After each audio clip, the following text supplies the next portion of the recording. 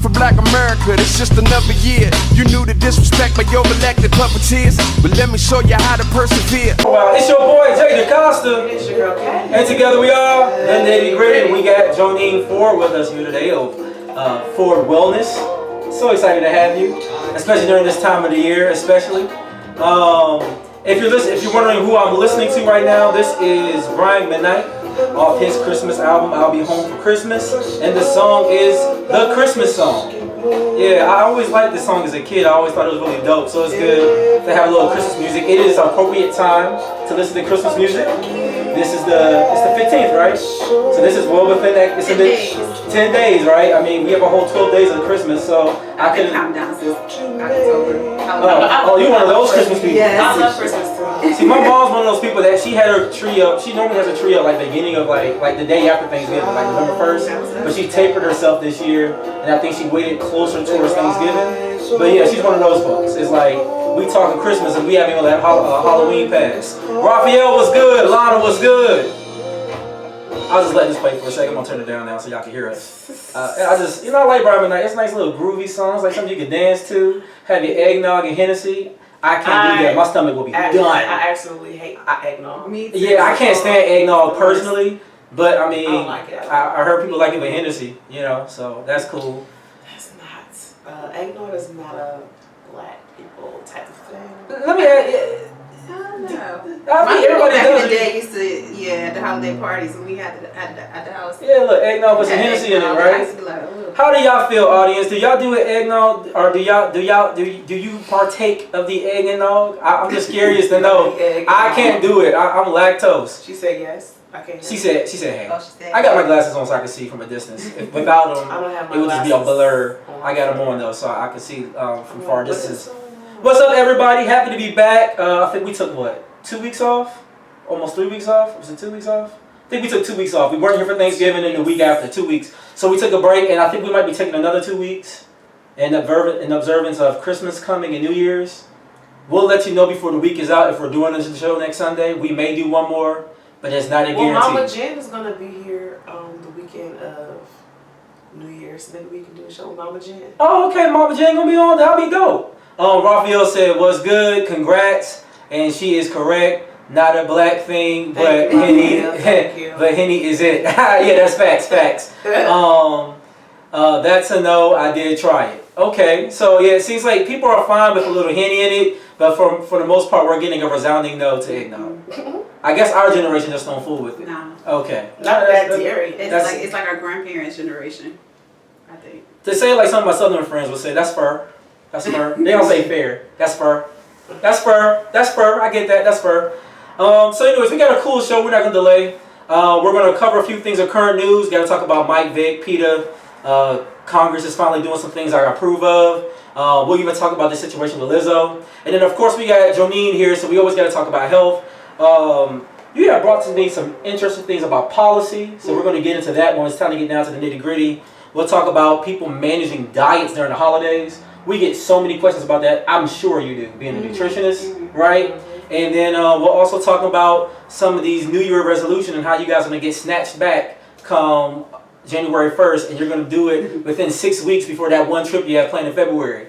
And we're going to give hopefully some guidance to that kind of behavior, what's healthy, what's not healthy, right? Some people are doing some extreme things to get ready for the summer. And maybe Jonene can help get you guys ahead. And then, of course, you can always go to Ford Wellness Group to learn more information about how you can actually accomplish that. She'll help you through your journey. But first, current news. So, I don't know if you guys are aware. I don't know if you guys get into football like that, but have you heard about what's going on with Michael Vick and the Pro Bowl? I just thought that whole situation was so crazy because he's already paid his debt to society. And it's funny, I seen a guy post on Twitter. He had made a comment about... what is it? R.C. Lewis is his name? No, C.K. Lewis. And he was involved in the Me Too allegations, right? And then he made this argument about, can we just get over it? Can we just forgive him? And then this same guy, when it comes to Michael Vick, he says, nope, not forgiving Michael Vick. Sorry, not sorry. Right? And I'm seeing a trend. And once again, this is not to try to dismiss what Bill Cosby did and what R. Kelly did. But they're the only two really serving any time for the sexual misconduct. Harvey Weinstein settled out. As you know, Kevin Spacey managed to walk out of that situation. Donald Trump is still president. So while by no way should someone rape women, but it seems like only black people are being held accountable to their actions, and there's a problem with that, right? I mean, it's in a way, it's kind of like, man, let's just start playing R. Kelly again. Maybe not his sexual stuff, but like maybe we can go ahead and listen to "I Believe I Can Fly" because at least it was positive. Had nothing to do with his sexual misconduct, which led to what he did in person. But I mean, I guess sometimes us as a people, maybe we can start doing better to forgive ourselves because it doesn't seem like we are. We're very judgmental to ourselves, and the world is not helping us out none. I mean, where are we going to find the help? It was just a thought I had. Any thoughts? No? I mean, I agree. People need to move on from Vick. I feel like people value their animals more than humans, so that's probably part of the reason why people are so passionate about it is because What's up, Chris? people feel like animals have a higher value than humans. He did do wrong. I feel like at this point in life, he's paid his debts to society, and people should just He went straight up to jail. people should move on from it. My thing is, if you're not, But the founder of Jimmy John's is killing elephants and everything at a high rate. well, my thing is, if you're not willing to move on from slavery, then you can't expect us to move on. You get what I'm saying? Like, Yeah. people are like, oh, you should just move on from slavery. If that's the case, then why can we have that same energy when it comes to Michael Vick? Yeah, So- it's definitely some big stuff, double standards. Because I saw this thing about Donald Trump Jr.'s son. Did y'all see that? About how he went and killed some endangered sheep or whatever. Yeah. Over in somewhere, Malaysia or something like that. And nobody's saying anything about that. Like, where's the protest about that? Like, where's the upheaval, uproar? I mean, but he got all these pictures with him, like with all these, lions and killing all these, but who's protesting that? Yeah, and there's multiple CEOs, not just Donald Trump Jr., but then also the CEO of Jimmy John's and countless others who associate with the National Rifle Association. They're hunters and they're killing animals at a high rate, but we only get mad at Michael Vick with the dogs. It's just, I don't know, it's just interesting. It's definitely a double standard. Some good news, but we'll see how far it gets because it still has to go through the Senate. And you have people like Mitch McConnell already said he's going to do everything possible to work with Trump's White House. But Congress did pass articles of impeachment. So we'll see what comes of that. I'm not overly optimistic that they're going to do much because they have to get through the Senate. But we'll see. I mean, it's out there. At least someone's addressing there's a real issue finally at the mainstream politics. Because for a while they were just acting like, I see nothing wrong. But it's definitely very Democrat versus Republican, and that's an issue. Lana said it's because of the type of animal. I think a dog is man's best friend. Not in China, it's man's best meal. There's plenty of articles. I don't know if it's going around. It's on Facebook. I've seen it. I mean, they is barbecuing them on the street. No different than you would a pig or any other thing. So I think that's an American phenomenon. Chris is laughing. But it's man's most delectable treat in some regions of the world. I'm just saying, and their cows are their pets. And they're looking at us like these monsters. They're serving beef by the tons through via like the Five Guys and franchises and stuff. So Raphael's laughing as well. I'm just saying, I think That's true. Yeah, point of view sometimes, right, can change things. I don't know. This kind of leads into health. So this is good that I left this as my last thing for current news. Lizzo. So for those that don't know, if you're not on social media, if you're not really keeping up with basketball and the people that attend these games, Lizzo is a decorated at this point singer, songwriter, performer. I've actually seen her perform live at the Merriweather Pavilion. Very interesting show. I can say that, very interesting. Not my cup of tea, but interesting to say the least. But entertaining, right? She was entertaining. The only reason why I even watched because all the crap she was doing, but the music itself is just, it doesn't please my ears. But it's for someone because she's selling records and she's being streamed. But she decided to cut the back out of her shirt, or maybe she bought it that way, I don't know. But her whole butt was out, right? And it caused this big upheaval on the internet. And of course, all the big girls are saying this is fat shaming. It's like, because when it's Nicki Minaj or it's Beyonce, it's okay.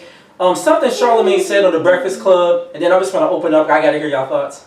something he said that I think resonated with me is that I think the issue is that she just wore it out in public, right? If she was performing, because she's performed in salacious outfits like that before, I don't think we really care. Beyonce has worn stuff like that, that if I just seen her in public wearing it, I'd be like, Beyonce, what are you doing? Like, see if he's on the stage. Me personally, I still don't want to see it, but I get it. There's a time and a place for some things, right? You typically wouldn't run around in your bra and panties, but if you went to the beach, you're showing the same amount of skin, but it's because you're at the pool, you're at water, and we find that socially acceptable. So, I mean, that was just my point on it. Like, people always said, oh, if she was sexier, would you care to see it? Like, no, I don't even want to see, I don't know, take your pick, Sanaa Lathan. I don't even want to see her come to the basketball game like that. Because in my mind, only thought is, if you take a fart, or if you gotta pass gas, that is funky. Like, I can see your whole G. I don't know, my first thing I thought of was fart when I saw it. I just thought fart, and I'm like, you're at a basketball game, you're gonna be drinking beer, you're gonna be eating food, you're gonna have to pass gas, and I think it's just better to pass gas to conceal clothes. I don't know if gas has anything to do with it. I don't think gas has anything to do with it. The mind of Wanda Costa. It's weird. It's weird up here. But what I did think about was you putting your bare butt on them nasty seats Oh, that everybody just sat on. you said that. I thought about that. That's the same thing. Really? That's because we family. And we clean family. I'm like, and a lot of people don't be washing their butt, and you don't know what they did before they got to the game, so they just was sitting there, and I don't think they wipe them seats down like that with no Clorox bleach wipes or whatever. So, No. My thing is, it was definitely inappropriate. I would never wear that, and the reality is, whether it was Beyonce or Cardi B, I would have said it was inappropriate. I think people get caught up into this whole, oh, because she's big, y'all are shaming. No, the reality is, I strongly dislike when Cardi B be out here and showing all her vagina on the internet. It's not necessary. When you're on that platform, there is a way to be sexy, in my opinion, without being like, I don't even know if it's weird or just doing the most. You know what I'm saying? Like, you can be sexy without having to, like, do the most. Like, I don't know. I just feel like it was doing the most. Nothing to do with being big at all. And at the end of the day, it's funny how a lot of these celebrities are, I'm big and I'm great. Like Monique, I'm big and I'm fabulous. But then Monique lost weight. So the point being is that the reality is you can still be big and fabulous, but if you're not healthy, that's not okay. And I think that there's this celebration behind I'm big, I'm fabulous, and it's like, yeah, every time I see a big and fabulous celebrity, they're always the ones 2 or 3 years later losing weight because they weren't healthy. Or doctoring their pictures to look smaller. Well, the point being is that I don't think we should have this obsession with being skinny for the sake of being skinny, but I do think we need to start changing the narrative to be, am I healthy? And if the answer is no, then you can still be fabulous, but I need to be healthier. And there's nothing wrong with saying, hey, I'm not healthy, I need to do what is right to be healthy. And stop making it seem like it's okay to be unhealthy, because it's simply not. And I feel like in this country, we are unhealthy because of, obviously, the portion control, how we inject our food with various steroids. And so that's my concern with the narrative around Lizzo. Everybody's saying that they're fat shaming her. No, in my opinion, yes, there is such thing as fat shaming, but are we being introspective enough to say, hey, maybe some of us are not healthy, and I need to do better with my diet to be healthy? That's my only thing, just being healthy. And that's really important. And another thing, so I want to talk about that too, but I think the difference between, you know, like what Cardi B does and all that, like if somebody shows up to a Cardi B show, they know that I'm probably gonna see Cardi B's butt. Like, I'm probably gonna, you know, but like people had their kids there, people had, you know, and like nobody shows up to a basketball game thinking I'm gonna see Lizzo's thong. Like, you know, that's why I feel it's another reason why I feel like it's inappropriate. It's a good perspective. I haven't heard that one yet. Yeah, you know. But I thought it was weird too is that she was crying because of the backlash. And my thing is, when you're a celebrity and you put yourself out on that platform to always be negative, I know people are human, so let me put that caveat out there. But if you are putting yourself out there, you're gonna have to deal with the consequences that come. And she was legit crying, like upset. And it's like, well, sis, who told you that wearing that was gonna not garner the attention? You wanted the attention, and she's always naked, like always. I feel like every time I see Lizzo, she's always naked. It's like, I need for you to have some other trick besides this, because this ain't it. And we got some comments too. So Chris says, spoken like a newly engaged man. Oh, to my points on Lizzo. Got it. He was Brian's laughing. But then Lana said there are women who wear what she had on in public. That's true.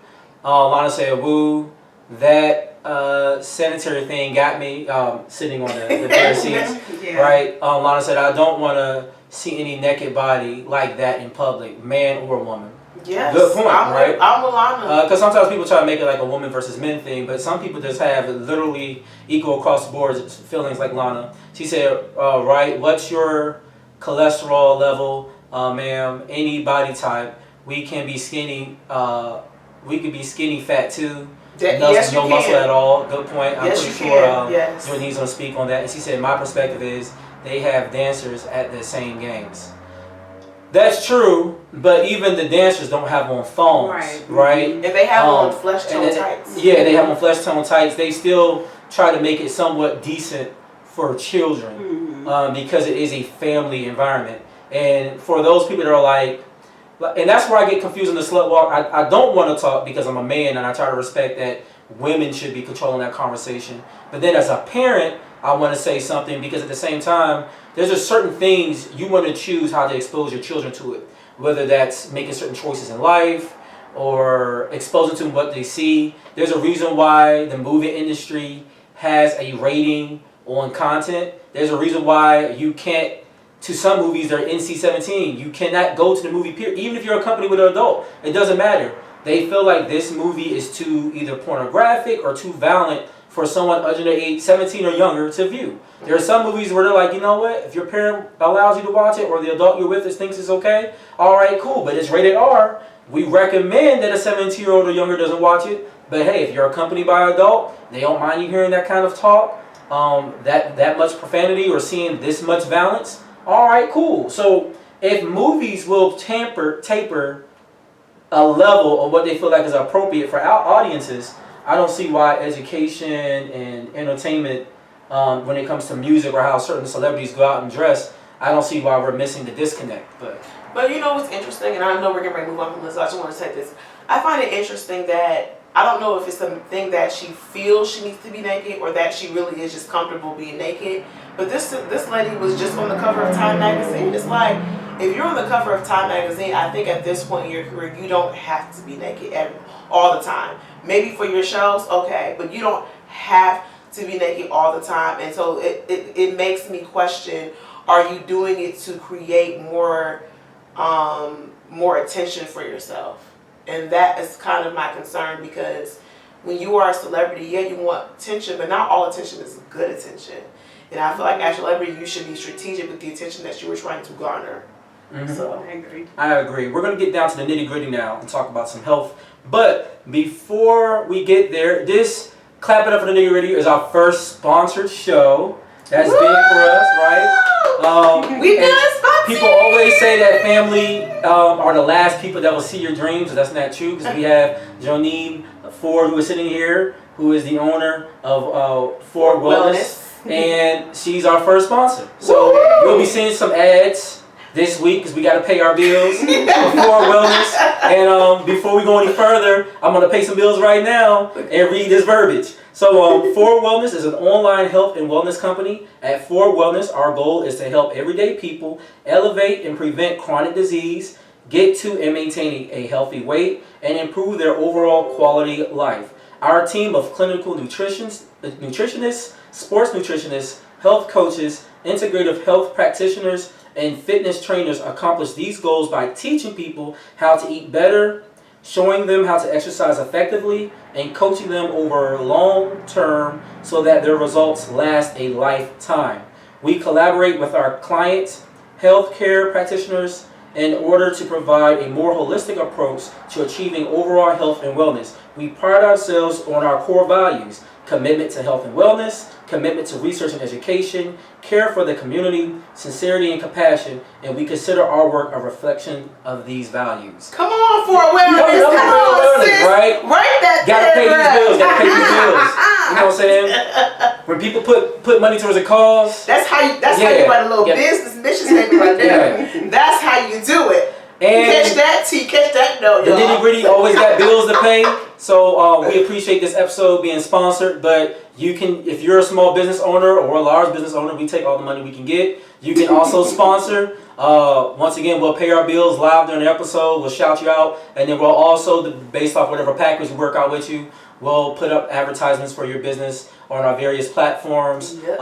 Select number of times throughout the week. Just hit us up. We'll work with you. All right. We not Disney Plus just yet. All right. So it's affordable. Okay. We're not gonna break the bank. We know y'all got your own bills to pay. So Jonene, once again, thank you so much. Thank that was you. a huge thing. All right. So let's get down to the nitty gritty.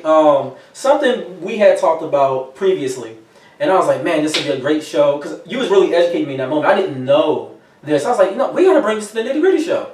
And policy and nutrition, I think me just as a citizen, I just assume if it's federally mandated, when it comes to health, you just assume it's in every state, but then each state has their own health care. Mm-hmm. So why would I assume that health care is viewed the same in every state? I just assume if they have health care, they encompass all the needs of health care. But Right. a lot of states don't encompass nutrition. And there's a reason why, when you look at that, and I know you're going to get into those examples, why there's a difference, why this state is more obese than this state. And I never knew there was any kind of policy that backed that up. So I guess we could start the conversation there with policy nutrition, because this was just mind-blowing to me. Mm-hmm. Yeah, so the conversation Juan is referring to was one that we were talking about when I was thinking about, different places that I could move my practice to around the country. And so basically I was letting him know that, I can't work everywhere as a nutritionist. I can only work in certain states. And he's like, wait, what? And I was like, well, yeah, because certain states pretty much have nutritionists blocked to the point where they can't, some of them have them where they can't practice at all. So like the state where I'm from, Ohio, despite the fact that I have like a bachelor's, 3 master's degrees, and working on a doctorate, I still cannot. Did you say 3 master's degrees? Yeah. That's a educated sister. Man, that's a thermometer right there. You know what I'm saying? Go ahead. Shameless plug. All right. First fan too. But Okay. yeah, like my home state, I can't work as a clinician there because they only allow dietitians to work there. So the difference between a dietitian and a nutritionist is that dietitians primarily work in the biomedical industry, in the hospitals and stuff like that. Whereas nutritionists, we work in the holistic community, typically working with people to prevent disease, but also to alleviate diseases they may already have. So you might see a dietitian if you are in a hospital bed and they're trying to figure out, like what foods to give you while you're in, under their care, or if your primary care doctor says, I want you to go down the hall to the dietitian because your kidneys and we need to teach you how to eat. But a nutritionist works with, so you might have 1 or 2 appointments with the dietitian, right? But a nutritionist works with you over the long term to help you alleviate those diseases in the future and for years to come, and also to help you prevent diseases from coming on before they do. But certain states don't allow us to practice, and my home state of Ohio is one of those states.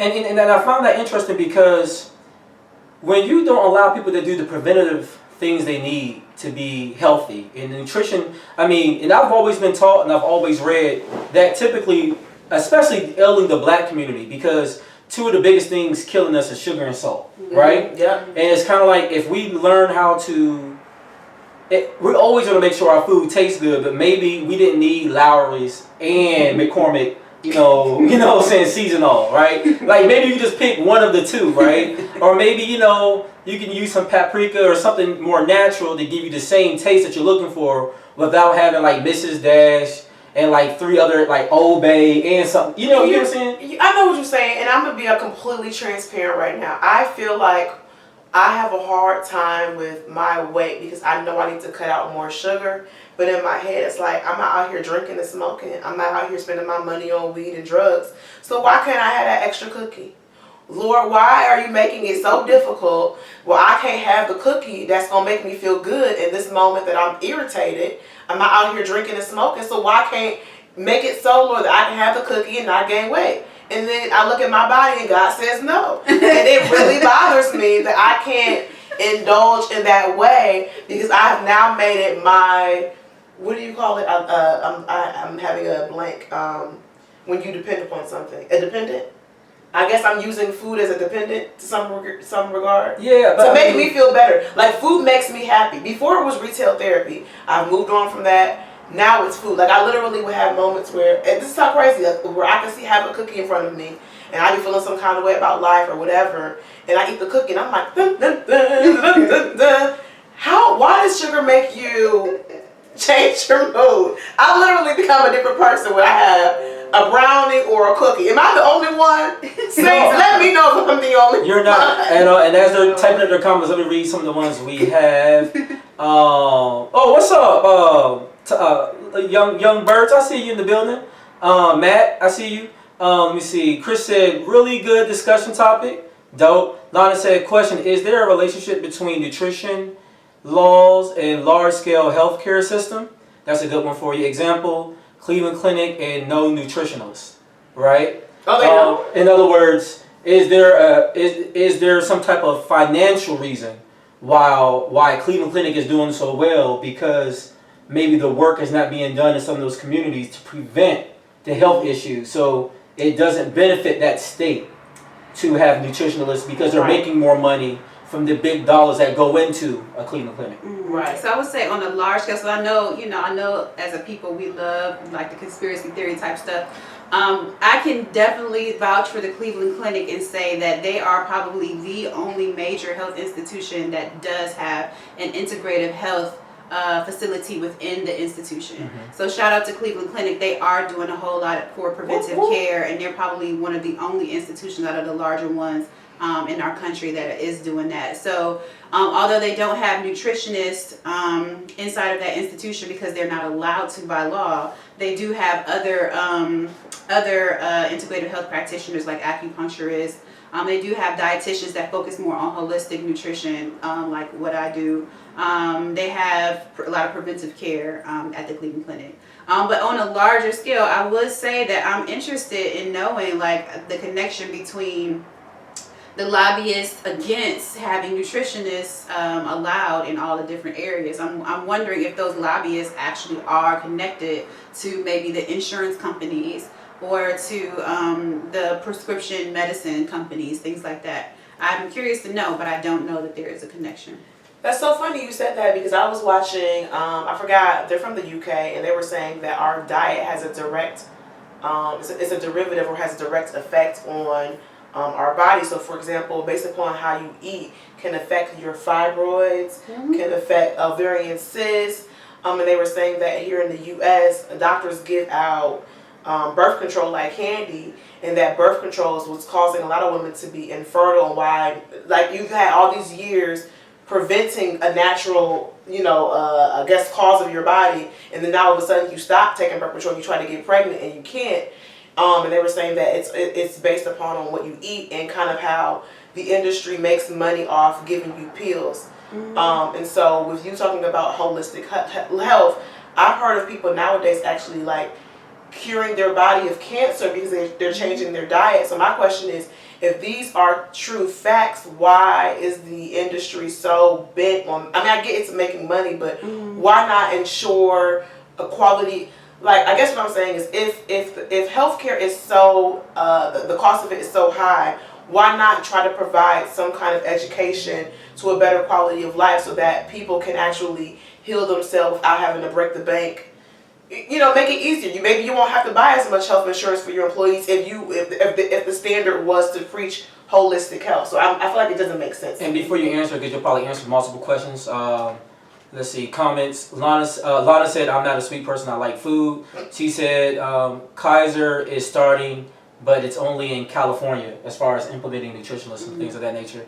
Chris said, what's difficult for me is changing holiday eating habits. It is that it requires discarding a core tenet of the African American culture. What are your thoughts about keto? You've answered the keto question before, but maybe you can answer it for them again. I actually had this conversation online with some guys I played the game with. So start with Katrina's question first, and then we'll move to some of the stuff we've seen online. Okay, so to Katrina's question, I would say that, there's a lot of money that could be gained by individuals from improving their health. In other words, like, if we improved our health, we would save a lot of money on prescription drugs, on doctor's visits and stuff like that. But on the flip side, they would lose a lot of money. So I think that's the answer to your question, basically. I know you said, I know it's not just about money, but I kind of feel like it is. We live in a capitalist society, and I think one of the things, like I always say, make the decision to live with it. But something that America has to come to grip with, and us being citizens of America, is that we're capitalism first. And because of that, typically, you can always bet that the answer to whatever you try to solve, if you can wrap it in money, you can then solve it. And I think sometimes we try to answer questions via what's morally right, but this is not a country founded on morals. We may say it because it looks cute, but when we look at every action we've ever taken, even getting involved with World War II, we didn't do it because we felt like, man, the world needs our help. We saw, at first we entered the war via just supplying the war efforts, and it helped get us out of our Great Depression because there was a financial tie to why it benefited us to get involved. But we didn't do it because we cared about Jews being persecuted by Germans. We could care less about that. It was, hey, there was money to make off of plastics, and then they finally said, well, you're not going to sit on the sidelines and make money, so they bombed Pearl Harbor, and then, like Americans do, we got upset and said, we're going to get them back. And then, there's the March on Normandy and things of that. So I think always the issues are tied in capitalism. Another question that was brought up, though, was keto. And I know you explained this to us before in our audience, but I think some people haven't heard it. Can you explain to people the history of keto and maybe give them some of the guidelines you've given us before about keto? Okay, so the keto diet is also called the ketogenic diet, and it's just basically a diet that seeks to put your body into a state of ketosis, which is basically your body using fats for energy instead of sugars and glucose for energy. And so it is basically you eating a high fat diet, something like 70 to 80% fats, very low carbs, 5% or less, and then a little bit of proteins in there too. You said what else you want? Pros and cons? Is that what you said? Yeah, pros and cons. Would you even recommend it? So the ketogenic diet was really instituted way back in the day. It's actually a really old diet, even though it seems relatively new. It was instituted by neurologists who were seeking to cure epilepsy in people who are having chronic seizures. So that's really the reason for it. And so a lot of people on keto say that they notice a lot more mental focus, being able to have better memories and things like that. Well, that's because it's originally a brain diet.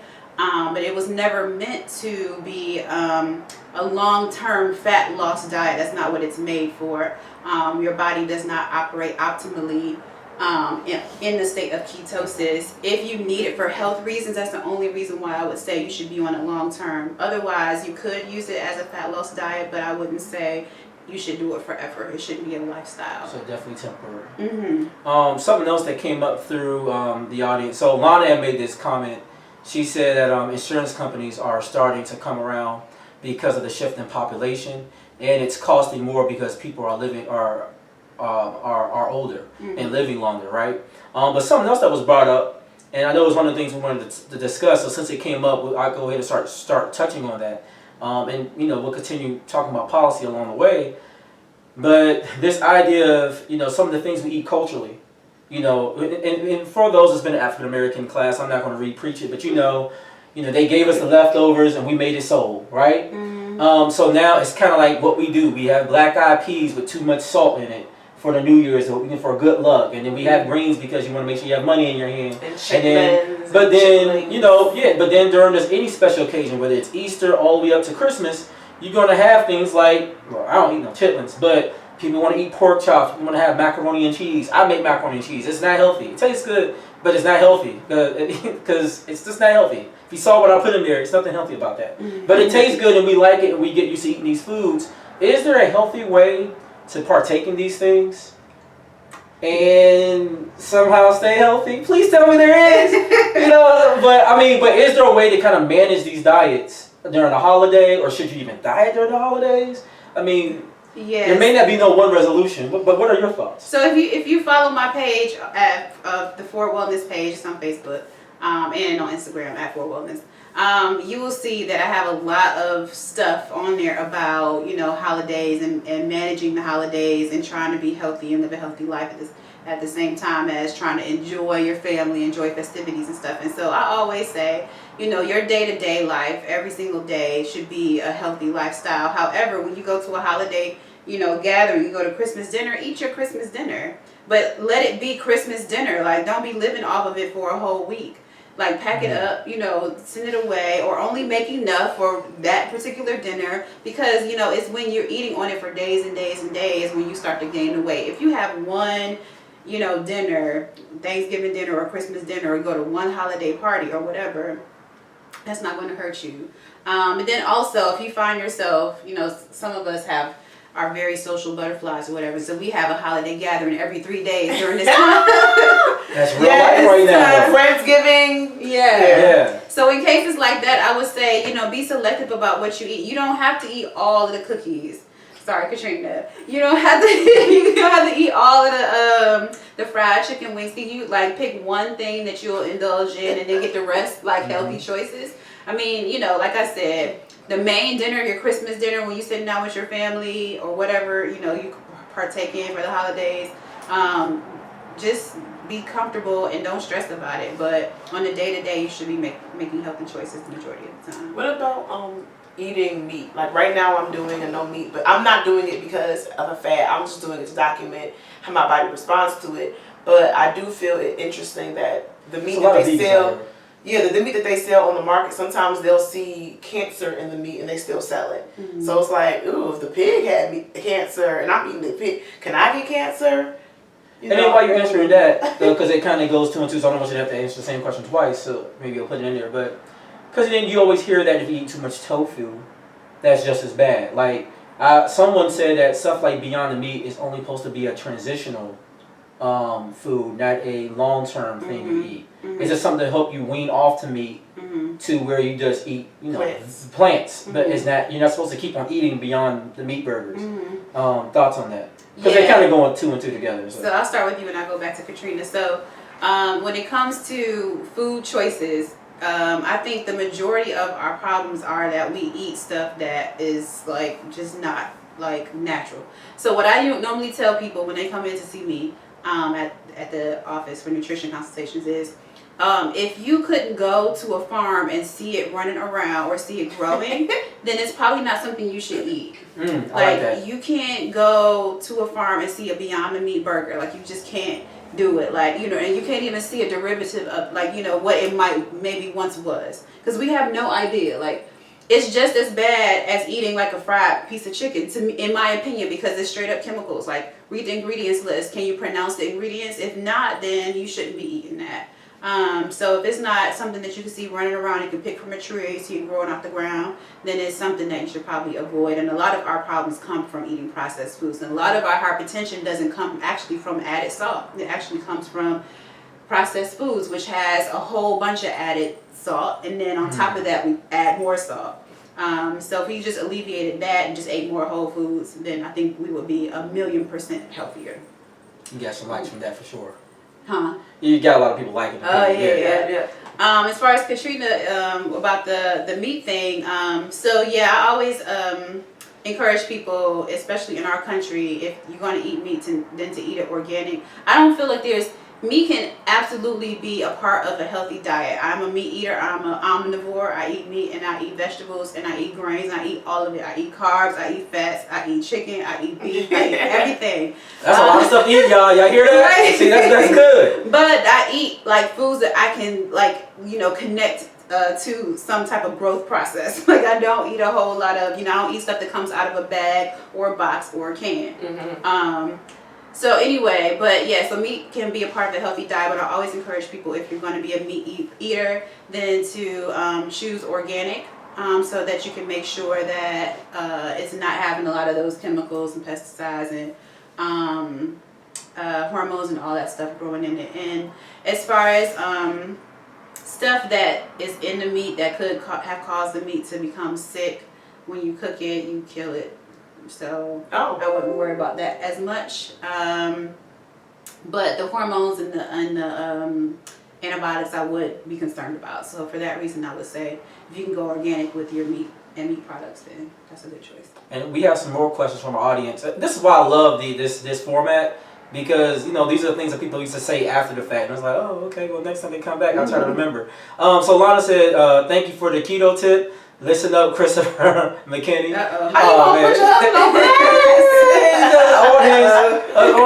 So Lana said, is cheese healthy or does it cause dietary issues? such as cancer,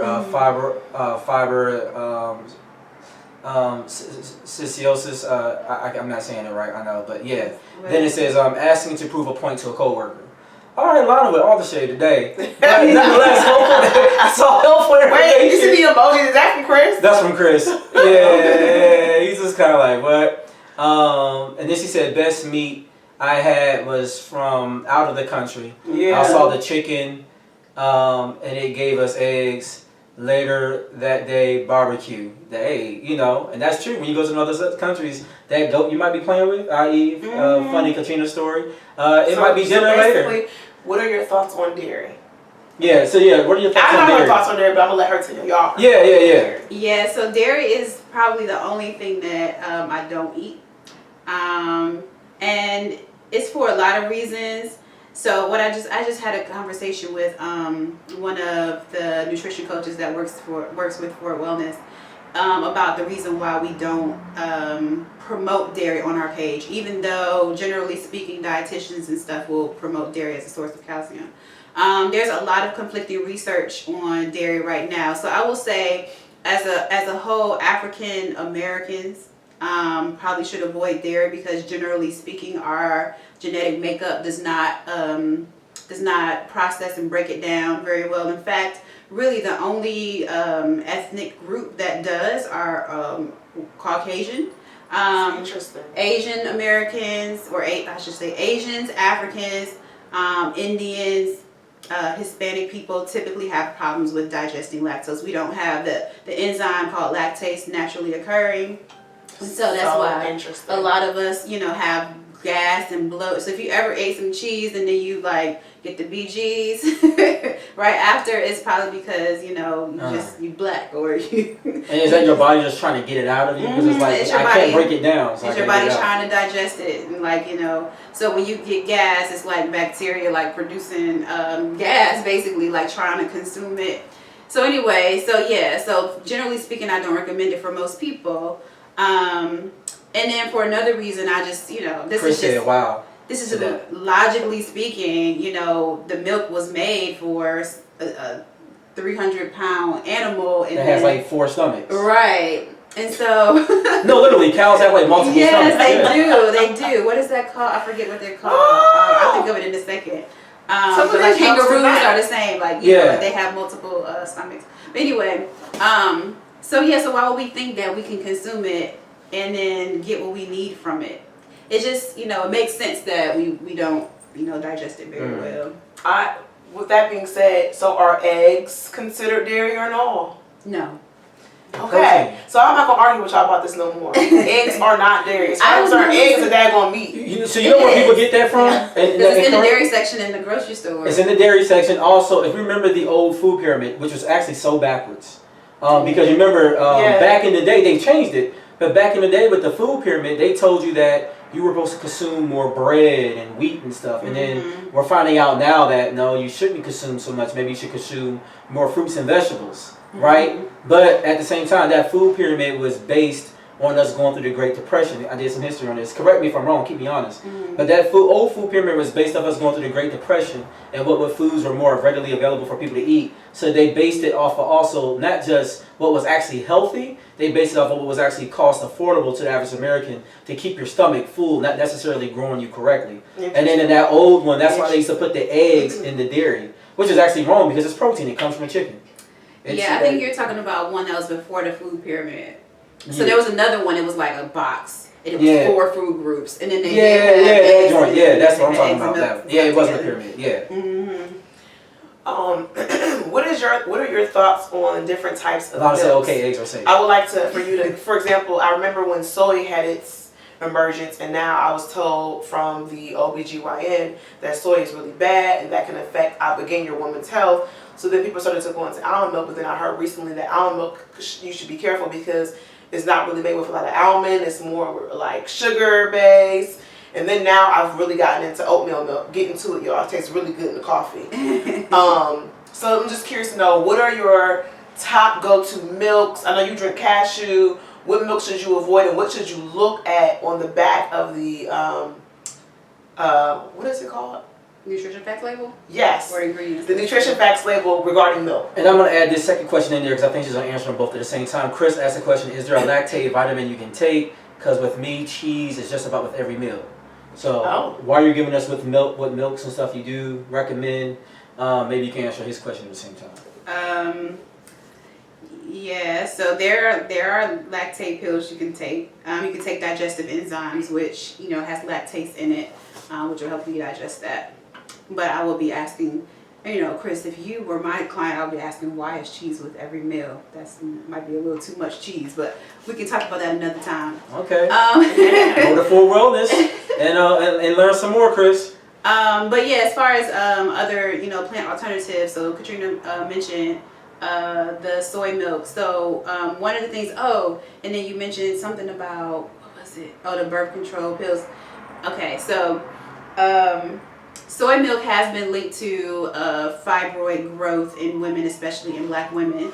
So for that reason, I typically ask people to kind of stay away from soy milk, and that includes tofu, which is made from soy and other soy products. Mm-hmm. In our country, 100% of the soy is genetically modified. Mm-hmm. Like there is not 1 ounce of it that is free and clear from some type of genetic modification. So that's something to keep in mind. I'm not saying that GMO foods are unhealthy. We haven't had them for a long enough period of time to be able to study what the effects of them are.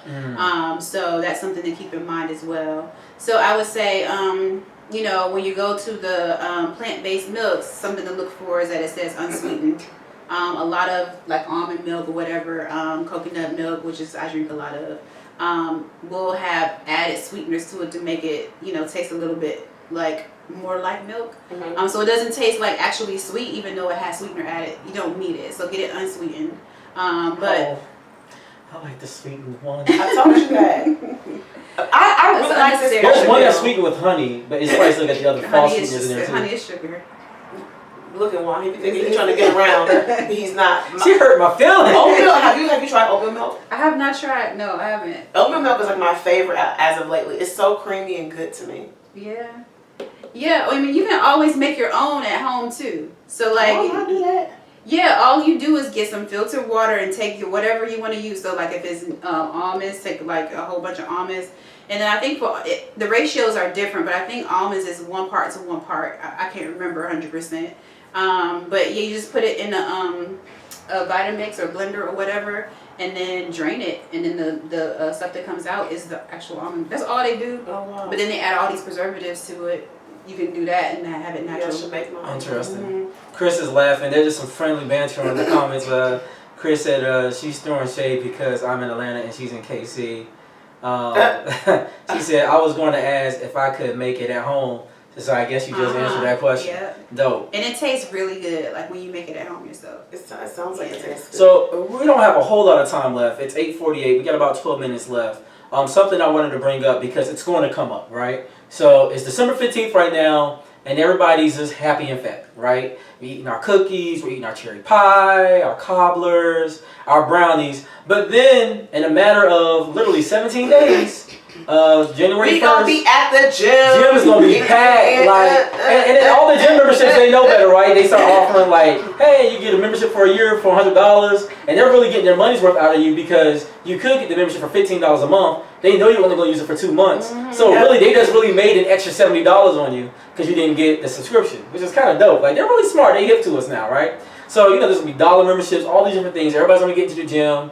People are gonna probably like maybe overburden themselves. I've done it before. You're trying to work out 3 hours a day. I want to start off, lifting, then I'm gonna run for 8 hours. You know what I'm saying? Like, and I'm like, hey, come summertime, I'm gonna have a 6-pack, and then come summertime, it's like, well, next year I'm gonna be right for summer. You know what I'm saying? This year I'm just gonna be happy. So, what are some tips and just some things that people should consider? Because everybody's gonna rush to the gym. People are gonna want to get right for the new year, new me. But every year they say that. So, and you still look the same. And I've seen the 10 years challenges. You have declined. No, okay, let me stop. But no. But seriously, how do you make it happen? Like, okay, I want to get in shape. I want to lose the weight. I want to sustain. What's some tips that probably help people through the emotion of the new year versus the consistency through past March? So I would say the first thing is like, start off slow, especially if you haven't been active for a long period of time. Like, don't go in like, oh, I'm about to like kill this hour and a half workout. You haven't worked out in 3, 4, 5 months, or I was gonna say years at first, but let's give it months. Let's be optimistic. So maybe go in and like do a little bit of walking on the treadmill, and like maybe a little bit of bicep curls or something like that to start off. Like nothing so serious, because number one, the first thing is if you go ham the first time back. And you're going to be super sore like the day after, and then the second day after you're going to be even more sore, and that's going to discourage you from wanting to go back because you're like, oh, I'm so sore, I can't go back. And then you just fall off. So start off slow, start off easy. That would be the first thing. So maybe 2 or 3 days a week the first week, and then maybe add a day after that, and maybe like just 30 minutes to start, and then maybe go up to 40 minutes. The second thing I would say is find somebody that knows what they're doing. Like, and not just like somebody that looks like fit in the gym, because sometimes those people like they might just genetically be fit, but they have no idea like what they're doing. But find somebody that knows what they're doing, and ask them for help. I probably should have said that first, honestly, because we kind of always think that we know what's best to do as far as like how to eat and how to work out. But then we quickly find out, like, after we keep doing the same thing, and then we don't see the results that we want. So, just save yourself some time, find somebody that knows what they're doing, and ask them for help. That's probably the best thing you can do. And of course, the people that For Wellness, they know what they're doing. So you can always go to you can go to For Wellness. Hey, gotta shout out the sponsor. You can go to For Wellness. They know what they're doing. They will get you right. I've seen the results of the people. Fitness. How do you manage expectations for people who want to look a certain way, right? You want to have a big butt, you want to have abs, you want to like that track star, and maybe there is a way you can get there. Like Michael B. Jordan. Yeah, but how do you manage the expectations for people who want to look like a certain body type? Yeah, so mindset is really, really important. So when people, come to me specifically and ask me or say to me that they want to lose a certain amount of pounds, that's their goal, or they want to like be at a certain dress size, that's their goal. Like I always kind of like, rewind a little bit and have a discussion as to why, because a lot of times those particular goals are misguided. So if they come to me and they're like, I want to look like Kim Kardashian, we got to talk about the reasons why, like what's really behind that. Because honestly, like I actually have turned people away. Like, I don't think we'll be a good fit. I don't think that we can work together, because the mindset isn't quite right. And I only want to work with people who are in it to be healthier. Like, not necessarily, other than the athletes that I work with, but not necessarily to look a certain way or whatever, but health has to be number one priority, and then maybe aesthetics can come after that. But if that's not the ultimate goal, then if you get to a point where, you just kind of plateau or whatever, you're going to quit. You're going to quit because the health is not the goal. And if you're not getting that look as soon as you want it, the way that you want it, you're probably going to give up. And while we got some more time left, that's a really good input. Lana asks, how healthy is it to gain and lose long term? I struggle with that. I'm tired of doing it over. I work out and eat healthy. Chris made a point that this is a really good show. Lana's agreeing with getting a trainer. And then Chris asked a question, so I figured you can answer both at the same time. He said, do you do digital consulting? I can answer that one for you, but I'll let you do it yourself because it's a good segue to go ahead and promote yourself. So yeah, long-term loss, weight loss versus short-term. Yo-yo effect, yeah. The yo-yo diet is difficult for a lot of reasons. So if it's quick, it's not good for your heart. Especially if it's quick gaining or quick loss. Like I've actually seen people actually go into cardiac arrest because they lost weight very quickly. So like that's why the shows like The Biggest Loser and stuff like that, those shows are so scary to me, because that person that I'm talking about that went into cardiac arrest was over 500 pounds but lost like 30 pounds in 1 week, and the heart just couldn't sustain that quick loss. But the same thing can happen if you gain really quickly too. So I've heard of bodybuilders who have gotten off of a show and have went ham on the food and gained 20 pounds in a week, And when it's a congestive heart failure, got fluid around the heart because they gain weight so fast. So quick weight loss or gain is not good. Because a lot of people don't know that, and I mean, because I would suspect that for like gaining weight fast, I can see how that could have a problem with the heart, because it's like, okay, now your body's trying to pump more to more areas, but I would never thought that it would be a heart problem losing weight, because you would just assume if you lost weight really fast, that's good for your heart. I didn't know that would be an issue for your heart. So that's very helpful. And then as far as yo-yoing, so like, that constant up and down, the research kind of suggests that when that happens, it actually makes our cells a little bit more insulin resistant.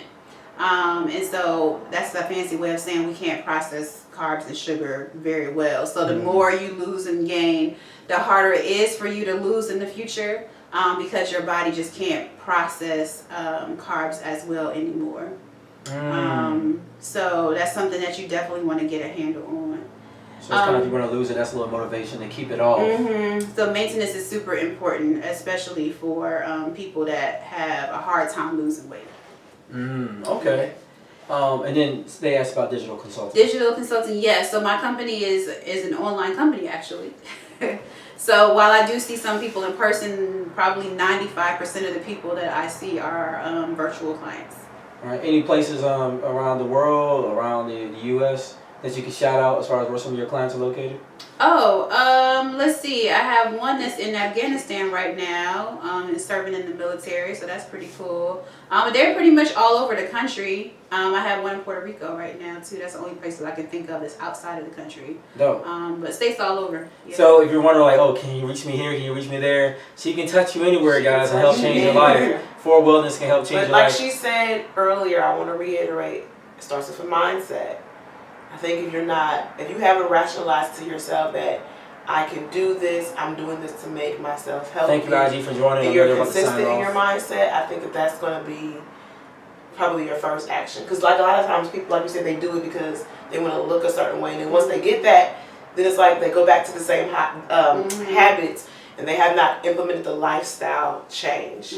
So yeah, the mindset is the most important part. And the mindset has to be on health.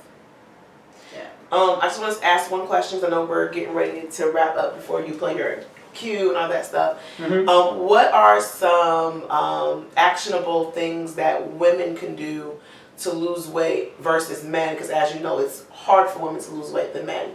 Just for any of our viewers here, some high level actionable things they can do now. Yeah. So the first thing is make sure that you have the right amount of water intake every day. So accurate amount, unless you have some type of water restriction, like if you're kidney failure or whatever like that. But other than that, take your body weight divided by 2. That's how many ounces of water you should be drinking every day. A lot of people cannot lose weight because their metabolism is slow, and their metabolism is slow because they're not properly hydrated. So if you're drinking 1 bottle of water a day, that's not enough. You need to be drinking. So if you weigh 150 pounds, 75 ounces of water every day, that's how much you should be drinking of. That's about 5 bottles of water. Bottled waters, I should say. The second thing is stop eating processed food and just eat regular, like whole food. Get you an apple instead of, getting the applesauce cups, or instead of eating cereal, and milk every morning. Get some whole oats and eat oatmeal in the morning. Make it yourself. So it's like little things that you can do to like switch away from processed. Small changes. Yeah. And then try to get 30 minutes of physical activity every day. Daily, every single day. Those are 3 simple things that you can do that would repeat a lot of results. Yeah, so I mean, this has been a lot of helpful information. I always learn something every time you come on the show, and I think today, just based off the responses, people were greatly educated in health, and so I hope people will keep this in mind. We'll get this up on YouTube really fast, and then we'll help share it again. There's some pieces of this I'm gonna just clip out just to reshare on our IG for people to see. And then of course we'll be advertising for Wellness all week long. And I mean, she's a friend of ours, period. She's family, so you're always going to hear about it. But yeah, if you guys have more questions, please reach out. Can you tell people where they can find you? Yep. You can find me on the internet at www.forwardwellness.com or www.joneneford.com. You can find me on IG at Forward Wellness. You can find me on Facebook at for wellness training and consulting, and on Twitter at @forward_wellness. Yeah, if you're watching live right now from our Facebook audience, actually, we tagged Forward Wellness in the video, so you can really just click through the link to get there. So make sure you check out Jonene. She has a lot of great information via Forward Wellness, and we want to see especially our people become more healthy. Before we leave, any shout outs today? I feel like I might be missing some birthdays or something. If you want to be shouted out on the Nitty Gritty Show, you want to shout out a... Jeff just had a birthday. Oh, happy birthday. Happy birthday, Cousin Jeff. That's what's up. If you want to shout out a new baby, you want to shout out a business. Katrina's birthday is coming up, December 29th. Shout out Capricorn season. So yeah, if you have a birthday coming up, or if you have a special event, a party, whatever, you want to promote your business, hit us up in the DMs. Email us. We'll be happy to talk to you and set something up. Yep. Before we leave, I always leave with a jam. PJ Morton is one of our favorite artists on this show, and it was really dope when the Masked Singer Thingamajig sung this very song. I thought he did a good job. I wish the brother had stayed a little bit longer. I'm not going to say who it was for those that haven't seen it. But anyways, I'm going to play this jam right here. It is PJ Morton, Winter Wonderland, on his Christmas with PJ Morton album. And it's dope. This album came out last year, and I'm feeling it. It's your boy, Jay DaCosta. It is your girl, Cat. And together we are the Nitty Gritty. Jonene, thanks again for being on. And we're going to play this for a second and let y'all groove out. It's a really good show. I really appreciate you being here. Yeah. And this is my jam right here. This whole album, by the way, guys, if you haven't heard it yet, Christmas with PJ Morton is an amazing album. Go check it out.